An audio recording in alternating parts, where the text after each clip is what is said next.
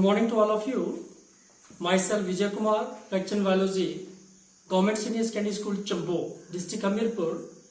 Welcome you all once again in 10+1 biology class. My dear friends, we have discussed in earlier class regarding cells. Cell is the structure and fundamental unit of life. I have told you that in this class we will start with the taxonomy, the first unit. And I will start with you. Let us see on the screen. There are two halves of a picture. One half is this one, another half is there. Observe this picture, the two halves of the picture, and tell me the basic difference between the two. आप इस picture के दोनों halves को देखें और मुझे इनके बीच जो मुख्य अंतर है उसको बताइए। आप बिल्कुल सही सोच रहे हैं। इस हाफ में आप ट्री देख रहे हैं, कैट देख रहे हैं, a little boy and a girl is there, a flower is there, and sparrow is there, a plant is there, and a fish is there. All these are living. While on the second half there is a stone, bicycle, football, building, scissor, a glass, tumbler, and pencils. All these are non-living. Do you know what is living? And more important is that I want to ask you one more thing. Tell me, are you living? One more picture is there. And try to find out or differentiate the living from non-living which are present in this picture. If I have to do this work, then this ostrich, then spider, butterfly, a girl, then dog, snail, plant, ant, all these are living, while the rest of these things, they are non-living objects. It means you are able to differentiate living from non-living. आप living से non-living को differentiate कर सकते हैं. अगर आप ऐसा कर सकते हैं, तो give the answer for that you are living. Is it? क्या आप living हैं? If yes is the answer. अगर आपका उत्तर हाँ है, तो आप मुझे बताइए कि आपके वो कौन से गुण हैं, वो कौन से कैरेक्टरिस्टिक हैं जो आपको लिविंग बनाते हैं और आपको नॉन लिविंग से डिफरेंशिएट करते हैं, अलग बनाते हैं, भिन्न बनाते हैं. You are thinking right. आप सही सोच रहे हैं. There are certain characteristics in you and me and in plants also, in all the living organisms, which make us living, which make us differentiate from non-living. Let's have a detailed discussion about these characteristics. See on the screen, the first characteristic the living organisms show, this is reproduction. What is reproduction? See in this picture, there are two parents. One is this and one is this. They are forming an embryo. They are forming an embryo. Okay? And this embryo ultimately it will develop into an organism or individual. The process of formation of, production of what? Similar type of, almost similar type or similar type of progeny, yani children or offspring. It is called reproduction. Louis Pasteur, he gave an aphorism. एक कहावत उन्होंने कही थी Greek language में. Omnis vivum ई vivo. Omnis का मतलब होता है न्यू, वाइवम और वाइवो का मतलब होता है लिविंग, तो लाइफ. उन्होंने कहा था जो नई लाइफ है वो पुरानी लाइफ से आती है. Life comes from pre existing life. नया जीवन पुराने जीवन से आता है. और कैसे आता है? By mean of reproduction. See दो तरह का रिप्रोडक्शन होता है, it is of two type, one is sexual, one is asexual. जैसा हमने लास्ट पिक्चर में देखा, these two parents, this is female parent, this is male parent. Female is giving or forming an egg or contributing egg, while male is contributing sperm. Egg and sperm, these are the gametes. They fuse to form zygote and ultimately embryo and hence an mature organism. The reproduction, it is of two types, one is sexual and one is asexual. Sexual reproduction is the reproduction in which formation and fusion of two gametes occur. While asexual reproduction is the reproduction in which there is no formation of gametes. जब gametes बनेगी नहीं तो there is no question of fusion. It occurs in different organisms by the different means. Like in fungi, some of fungi, it occurs by the sexual spores. In lower organisms like Hydra and the yeast, it occurs by budding. We will discuss in detail each and every aspect. हम इसको बाद में detail में करेंगे अगले chapters में. Then planaria, it show true regeneration. Then some of the fungi and some filamentous algae, they show fragmentation. Fragmentation का मतलब होता है टुकड़ों में टूट जाना, and at the body of the organism will break into pieces, fragments, and each piece will grow into or develop into new organism. So reproduction is one of the characteristic feature of living organism. The second one is metabolism. You know, all the organism, they are made up of chemicals. पढ़ा है आपने पहले भी और पता भी है, chemicals के बने होते हैं. These chemicals, they are formed and converted into various other chemicals by certain kind of reactions which are called the chemical reactions. As these reactions, they are occurring inside the body of the living. Living के साथ bio term लगता है, इसलिए मैं कहूंगा biochemical reactions. तो जो chemical बनते हैं या कन्वर्ट होते हैं दूसरे केमिकल्स में, उसमें कुछ एक बायोकेमिकल रिएक्शंस इन्वॉल्व होती हैं और जिन्हें मेटाबॉलिक रिएक्शंस कहते हैं. ये सारे प्रोसेसेस जो लिविंग ऑर्गेनिज्म में चलते हैं for the continuity of the living life, this is called the metabolism. Okay, we take certain inputs, oxygen, water, dry fruits, chemical energy. Oxygen will form the carbon dioxide, convert into carbon dioxide. देखा आपने respiration में carbon dioxide बनता है. Water sweating से और breathe के द्वारा बाहर आता है. देन ड्राई फ्रूट्स या जो भी हम फूड ले रहे हैं वो फिकल मैटर बन जाता है. जितना यूज हम कर पाए वो ठीक है, जो इनडाइजेस्टिव फूड है वो थ्रो आउट किया जाता है फिकल मैटर के रूप में. Then chemical energy is there, वो हीट के रूप में डेसिपेट होता है. The various reaction going inside the body. The sum total of all the biochemical reactions or the processes occurring in the living body, it is called metabolism. And thousands of such metabolic reactions, they are occurring at a single time in an organism body. दो तरह के processes होते हैं metabolic. One is anabolism and one is catabolism. Anabolism building up processes है, उनमें चीजें बनती हैं, जैसे photosynthesis in plants.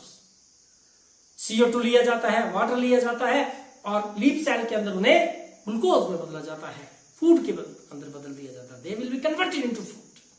ये कंस्ट्रक्टिव प्रोसेस है, ये बिल्डिंग अप प्रोसेस है, ये एनाबोलिज्म होगी. इस तरह की सारी जो रिएक्शंस हैं वे एनाबोलिक होगी, एनाबोलिज्म में आएंगी. और कुछ एक प्रोसेस में चीजें टूटती हैं. These are destructive processes. All the destructive processes, breaking down processes, basically breaking down processes, they constitute the catabolism. Like respiration. Respiration में फूड को CO2, वाटर और एनर्जी में तोड़ा जाता है, ब्रेकअप किया जाता है, स्प्लिट किया जाता है. तो this is the metabolism, the one more characteristic of the living organism. Then see here, cellular organization. The very important. We have studied in earlier class. Cell. As we know, cell is the smallest structure and functional unit of life. पता है हमें. So, sorry, picture में आप देख सकते हैं, this is the cell. Cell will form tissue, tissue will form organ, organ will form organ system and organism. ये एक हायरार्की है।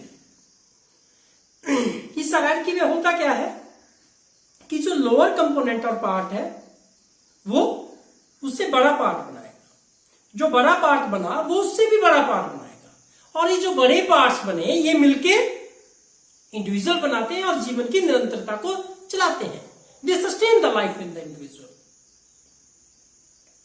सो every organism is made up of cell, and there is an internal hierarchy in which smaller parts they join to form the larger ones, and larger one will form the still larger one, and the still larger they join to form or organize to form an individual where the life is present. Hierarchy is in the form of cell. It is here. It is cell, then tissue, then organ system, then organism. My dear friends, see in the picture, cell, it got in the near about the 3600 million years ago, it got its origin from atom. Atom will join to form molecule, molecule will form the compounds, first inorganic compound, then organic. Then they form the cell organelles and cell. Beside this is the organism will form population, then population will form the community or biosynthesis, then different community with non-living, ये हम पढ़ेंगे detail में, वो ecosystem फिर bio. पर आज जो मैं बात कर रहा हूं कि लिविंग ऑर्गेनिज्म में सेल होते हैं, सभी के सभी लिविंग ऑर्गेनिज्म सेल के मिलने से बनते हैं, और इस हायरार्की में cell, tissue, organ system and organism. So cellular organization is one more characteristic of the living organism. The next characteristic is consciousness. What is the consciousness? See here, a human being in this picture is there. This is the surrounding environment. This is the aura of the human being, and this is the atmosphere or environment. हम अपने वातावरण को study कर सकते हैं, हम उसको sense कर सकते हैं। The ability to sense our environment है ना हमारे अंदर, आपके अंदर है ना बच्चों। हमें तो पता लगता है क्या चेंज हो रहा है एनवायरमेंट में, टेम्परेचर ज्यादा है, कम है, अदर आल्सो दे, हम उन्हें वो जो चेंजेस एनवायरमेंट के अंदर आ रहे हैं उनको सेंस कर सकते हैं। Then it is very important. Now क्या हम ही कर सकते हैं? हमारे अंदर तो human beings are the organism, केवल मात्र एक ऑर्गेनिज्म है जिनके अंदर those which are aware of himself, हम अपने आप में भी, अपने बारे में भी हमें ज्यादा पता लग जाता है, बाकी ऑर्गेनिज्म में एबिलिटी नहीं है। This ability to sense the surrounding और एनवायरमेंट, ठीक है, and then respond to the various stimulus which may be physical, chemical और बायोकेमिकल। एनवायरमेंट के वो फैक्टर्स जो हमें प्रभावित कर रहे हैं उन्हें स्टिमुलस कहते हैं, उनके प्रति रिस्पॉन्स करना है, एनवायरमेंट को सेंस करना, और जो स्टिमुलस एनवायरमेंटल है उन्हें रिस्पॉन्ड करना, इसी प्रॉपर्टी को हम कॉन्शियसनेस कहते हैं। हम लोग animals, we sense our environment with the help of sense organs.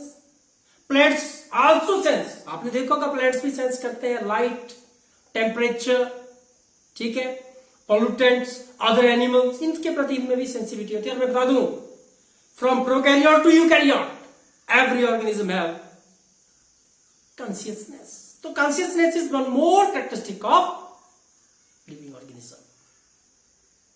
Growth, see in this picture, okay, we show a seed, वो धीरे धीरे प्लांटलेट बनता है, धीरे धीरे ग्रो होता है, और फिर वो कंप्लीट प्लांट बनाता है। ये चेंज ग्रोथ है। आपके अंदर भी तो हुआ, आप छोटे से थे तो आप अपनी मम्मी की गोदी में बैठते थे, you sit in the lap of your mother.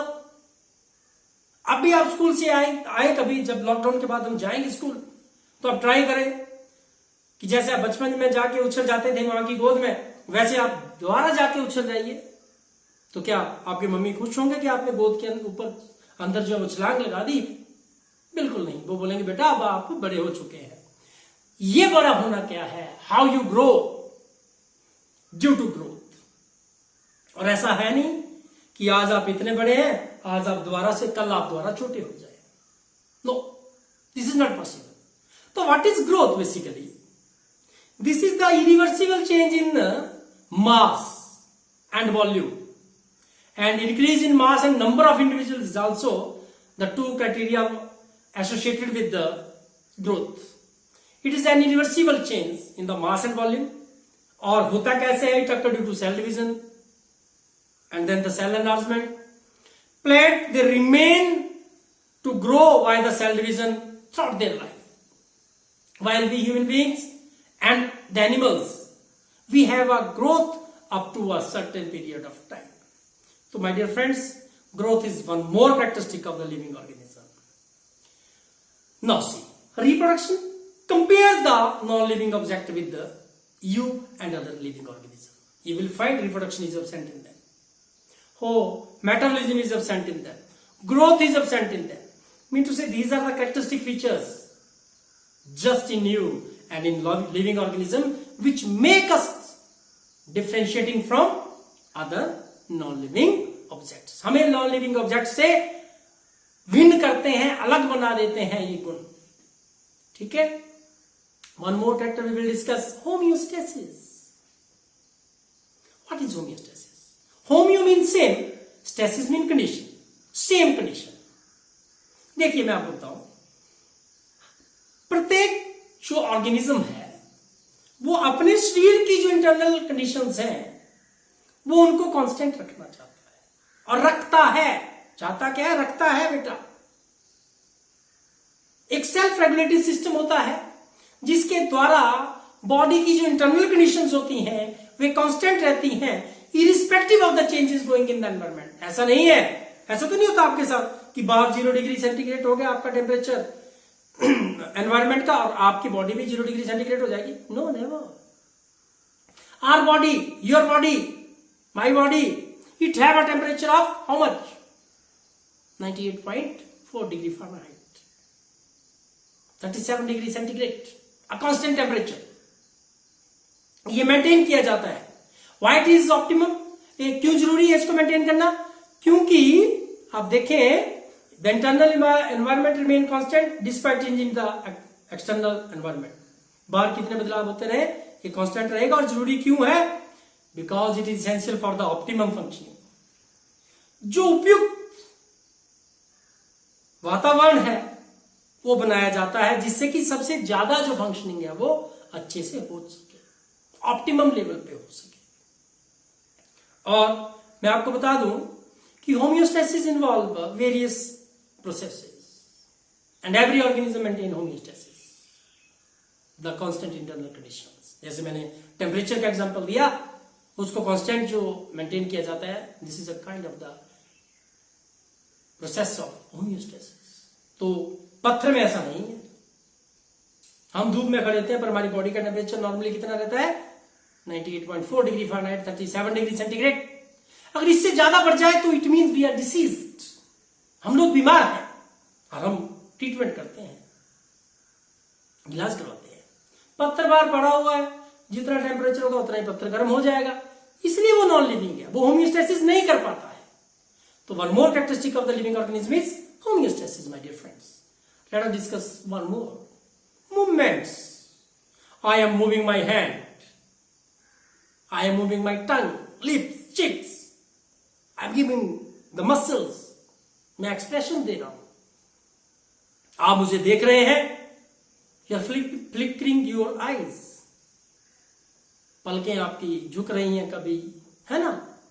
ये सारी जो मूवमेंट्स है ये बॉडी पार्ट्स मूवमेंट है। और अभी देखो दूसरी मूवमेंट करता हूं, मैं अभी यहां हूं, अभी कहां था, अब दिखाई नहीं दे रहा हूं, अब दोबारा से दिख रहा हूं। मैंने अपनी पोजीशन को चेंज किया, मैंने पूरी बॉडी को मूव किया। मूवमेंट्स बेसिकली दो तरह की होती हैं, one is locomotion and second is the body part movement. In locomotion it is a physical change in which whole body will move from one place to another. It involves displacement of organism. While in other, only the body parts are moving. Stone में ऐसा नहीं है, वो अपने आप move नहीं कर सकता। चेयर में ऐसा नहीं है, जो आपके चेयर आप जिस पे बैठे हैं मूव तो नहीं कर रही आपकी चेयर अपने आप, नहीं कर रही है। It means movement is also one of the feature which make us distinct from, which make us differentiating from, जो हमें अलग बनाता है नॉन लिविंग ऑब्जेक्ट से। One more factor we will discuss my dear friends now, it is the death. कहते हैं जीवन में आए हैं तो मृत्यु तो निश्चित है। It's the truth of the life, one have to die. But somebody, if someone asks that what is the death, क्या होती है मौत, क्या होती है मृत्यु, क्या होता है डेथ, तो it is nothing my dear. जब शरीर के अंदर के जो फंक्शंस हैं वे चलना बंद हो जाते हैं, वे कार्य करना बंद हो जाते हैं, that mean the cessation of the organism body functioning, it is called death.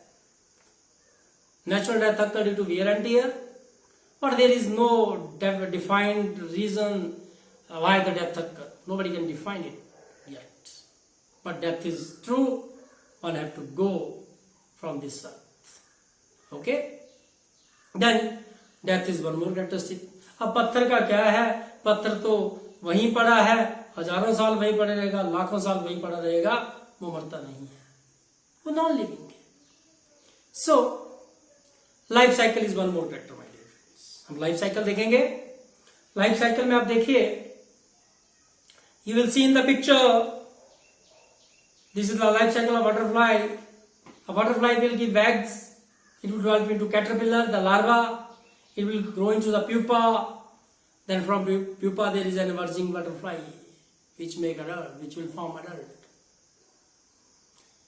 जन्म से लेके मृत्यु तक जो बीच में चेंजेस आए वे लाइफ साइकिल कहलाते हैं।